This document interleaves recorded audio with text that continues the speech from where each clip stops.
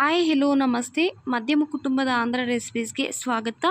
ಇವತ್ತು ತುಂಬ health benefits ಇರುವಂತಹ ಕೊತ್ತಂಬರಿ ಸೊಪ್ಪನ್ನ ಚಟ್ನಿ ಆಂಧ್ರ ಸ್ಟೈಲ್ನಲ್ಲಿ ತುಂಬ ಚೆನ್ನಾಗಿರುತ್ತೆ. ಒಂದು ವಾರ 10 ದಿನ ಹೊರಗಡೆ ಇಟ್ಕೊಂಡ್ರೂ ಕೂಡ ಇದೇನು ಕೆಡಲ್ಲ. ತುಂಬ ಅಂದರೆ ತುಂಬ ರುಚಿ ಕೊಡುತ್ತೆ. ಇದು ಎಲ್ಲರೂ ಇಷ್ಟಪಟ್ಟು ತಿಂತೀರ. ಖಂಡಿತ ಎಲ್ಲರೂ ಟ್ರೈ ಮಾಡಬೇಕಾಗಿರುವಂತಹ ರೆಸಿಪಿ. ಇವಾಗ ಹೇಗೆ ಮಾಡೋದು ಅಂತ ನೋಡೋಣ ಬನ್ನಿ.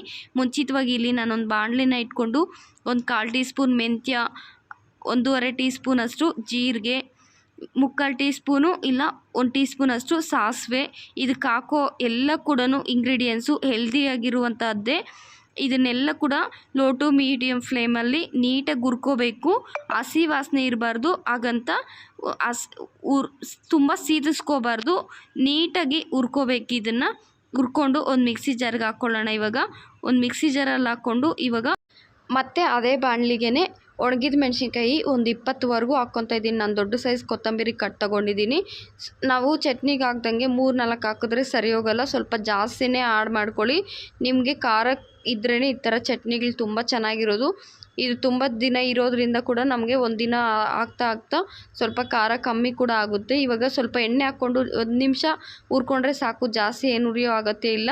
ಇವಾಗ ಅದೇ ಬಾಣಲಿಗೆ ನಾವು ಸ್ವಲ್ಪ ಎಣ್ಣೆ ಇರುತ್ತಲ್ವ, ಕೊತ್ತಂಬರಿನ ಹಾಕ್ಕೊಂಡು ನೀಟಾಗಿ ಇದನ್ನು ಹುರ್ಕೋಬೇಕು. ನಾನಿಲ್ಲಿ ಕೊತ್ತಂಬರಿನ ದೊಡ್ಡ ಸೈಜ್ ಕಟ್ ತೊಗೊಂಡಿದ್ದೀನಿ. ನೀಟಾಗಿ ಒಂದು 2-3 ಸಲ ವಾಶ್ ಮಾಡಿಕೊಂಡು ಸಣ್ಣಗೆ ಕಟ್ ಮಾಡ್ಕೊಂಡಿದ್ದೀನಿ. ಇದು ತುಂಬ ಸೊಪ್ಪುಗಳ ಥರ ಫ್ರೈ ಆಗಿಬಿಡಲ್ಲ ಬೇಗ. ಒಂದು 5-6 ನಿಮಿಷನಾದರೂ ನೀಟಾಗಿ ಹುರ್ಕೊಳ್ಳಿ. ಎಣ್ಣೆ ಸ್ವಲ್ಪ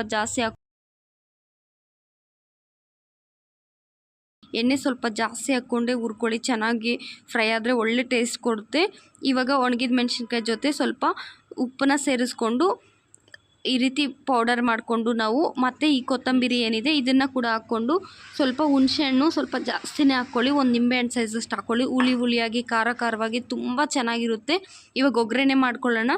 ಮುಂಚಿತವಾಗಿ ಒಂದು ಬಾಣಲಿ ಇಟ್ಕೊಂಡು ಎಣ್ಣೆ ಸ್ವಲ್ಪ ಜಾಸ್ತಿ ಇಡಿಸುತ್ತೆ. ಇದು ತುಂಬ ದಿನ ಇರುತ್ತಲ್ವ, ಅದಕ್ಕೋಸ್ಕರ ಎಣ್ಣೆನ ಸ್ವಲ್ಪ ಜಾಸ್ತಿನೇ ಹಾಕ್ಕೊಳ್ಳಿ. ಜಾಸ್ತಿ ಅಂದರೆ ಏನು, ಒಂದು 1/4 kg ಅರ್ಧ kg ಅಲ್ಲ, ಸ್ವಲ್ಪ ಒಂದು 100 ಗ್ರಾಮಷ್ಟು ಎಣ್ಣೆ ಹಾಕ್ಕೊಂಡು ಸಾಸಿವೆ, ನಮ್ಗೆ ಒಗ್ಗರಣೆಗೆ ಕಡಲೆಬೇಳೆ ಉದ್ದಿನಬೇಳೆ ಅವೆಲ್ಲ ಬೇಕಿದ್ರೆ ಹಾಕ್ಕೋಬೋದು. ನಾನಿಲ್ಲಿ ಕಡಲೆಬೇಳೆ ಹಾಗೆಯೇ ಬೆಳ್ಳುಳ್ಳಿ ಸ್ವಲ್ಪ ಜಾಸ್ತಿ ಹಾಕ್ಕೊಳ್ಳಿ. ಇದೇನು ಹೀಟ್ ಅಲ್ವಲ್ಲ, ಕೊತ್ತಂಬರಿ ಕೋಲ್ಡೇ ಆಗಿರೋದ್ರಿಂದ ಬೆಳ್ಳುಳ್ಳಿ ಸ್ವಲ್ಪ ಜಾಸ್ತಿ ಜಜ್ಜಿ ಹಾಕ್ಕೊಂಡ್ರೆ ಒಳ್ಳೆ ಟೇಸ್ಟ್ ಕೊಡುತ್ತೆ. ಇನ್ನು ಒಂದು ದಿನ ಆದಮೇಲೆ ಈ ಚಟ್ನಿಗೆ ಇನ್ನೂ ರುಚಿ ಕೊಡುತ್ತೆ. ಒಣಗಿದ ಮೆಣಸಿನ್ಕಾಯಿ 1-2 ಹಾಕ್ಕೊಳ್ಳಿ ಸಾಕು. ಇದೆಲ್ಲ ಕೂಡ ಒಂದು ಸಲ ನೀಟಾಗಿ ಮಿಕ್ಸ್ ಮಾಡ್ಕೊಳ್ಳೋಣ. ಸ್ವಲ್ಪ ಎಲ್ಲ ಕೂಡ ಫ್ರೈ ಆಗಬೇಕು. ಇವೆಲ್ಲ ಕೂಡ ಸ್ವಲ್ಪ ಕರಿಬೇವಿನ ಸೊಪ್ಪು ಇದು ಎಲ್ಲರೂ ಟ್ರೈ ಆಗಿರುವಂತಹ ಚಟ್ನಿ. ತುಂಬ ಚೆನ್ನಾಗಿರುತ್ತೆ. ಅರಿಶಿನ ಪುಡಿ ಕಂಪಲ್ಸರಿ ಹಾಕ್ಕೊಳ್ಳಿ. ಈ ಥರ ಫ್ರೈ ಮಾಡೋ ನಾವು ಒಂದು 10 ದಿನ 20 ದಿನ ಇಟ್ಕೊಂಡು ತಿನ್ನೋ ಈ ಥರ ಪಚ್ಚಡಿಗಳಿಗೆ ಎಲ್ಲದಕ್ಕೂ ಅರಿಶಿನ ಪುಡಿ ಹಾಕ್ಕೋಬೇಕು ಖಂಡಿತ. ಇವಾಗ ಇದು ಹಾಕ್ಕೊಂಡು ನೀಟಾಗಿ ಒಂದು 2-3 ನಿಮಿಷ ಫ್ರೈ ಮಾಡಿಕೊಂಡ್ರೆ ಸರಿ ಹೋಗುತ್ತೆ. ನಮಗೆ ಎಲ್ಲರೂ ಟ್ರೈ ಮಾಡಬೇಕಾಗಿರುವಂತಹ ಚಟ್ನಿ ಇದು. ಬೇಳೆ ಸಾರು ಮಾಡಿದ್ರೆ ಒಂದು ದಿನ ಇರುತ್ತೆ ಅಷ್ಟೇ. ಇದು ಮಾಡಿ ಇಟ್ಕೊಂಡ್ರೆ ಒಂದೊಂದು ಟೈಮ್ ಸಾರು ಮಾಡೋಕ್ಕಾಗಿಲ್ಲ ಅಂದರೂ ಬಾಯಿ ಕೆಟ್ಟಾಗ ಮುದ್ದೆಗೆ ತುಪ್ಪ ಹಾಕ್ಕೊಂಡು ಸ್ವಲ್ಪ ನೋಡಿ. ಅನ್ನಕ್ಕಾಗಲಿ ಮುದ್ದೆಗಾಗಲಿ ತುಂಬ ಚೆನ್ನಾಗಿರುತ್ತೆ. ದೋಸೆಗೆ ಕೂಡ ತುಂಬ ಚೆನ್ನಾಗಿರುತ್ತೆ.